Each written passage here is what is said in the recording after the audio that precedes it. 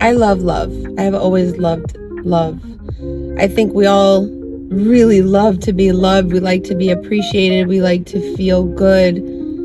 And I think on a day like Valentine's Day, it brings out a lot of stress because it highlights all the aspects of where we're not being loved. And so I know that it's a day that brings more chaos and I think sadness, and it actually brings love. And I think that before it used to bring me a lot of sadness, so I understand that part of it.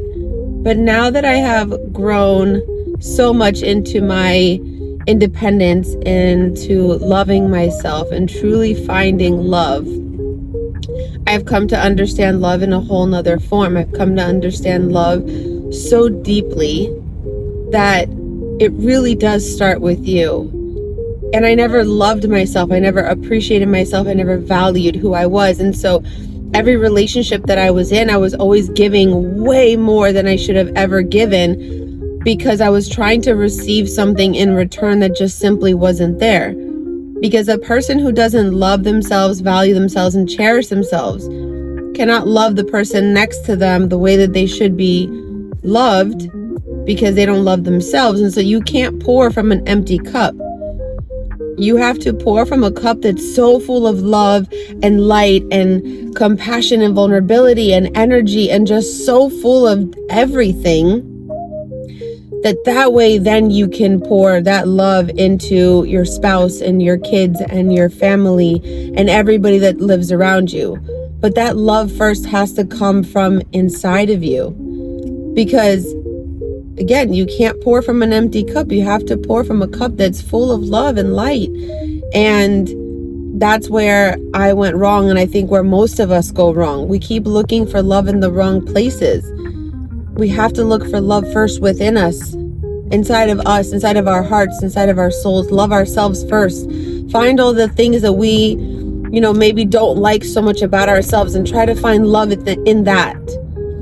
And if you can find love in the things that maybe are the things that you don't so much like about yourself, then you can try to find another person who loves themselves that same way. And then in that conscious awareness of love, you can love each other, because you're not looking for completion from the other person. You're looking for the other person to accept you how you are, to love you for all of your weaknesses and your strengths, all the good things and the bad things, because that's who we are. We are perfectly imperfect. And in understanding that, you give the other person freedom to make mistakes and to understand that they're never going to do everything right the way that you always want it to be, because you're also not going to do everything right the way they always want it to be. And in that, you allow this weird flourishing of growth, of evolution, of change, of progression, for the relationship to just keep going and flourishing and out of love. Like a flower blooming, you have to give it love and light and soil to grow in. And that's what a relationship in love is allowing it to be firm in its soil, giving it a firm ground to grow in, to place its roots. And then from there, become this magical thing that you came here to be.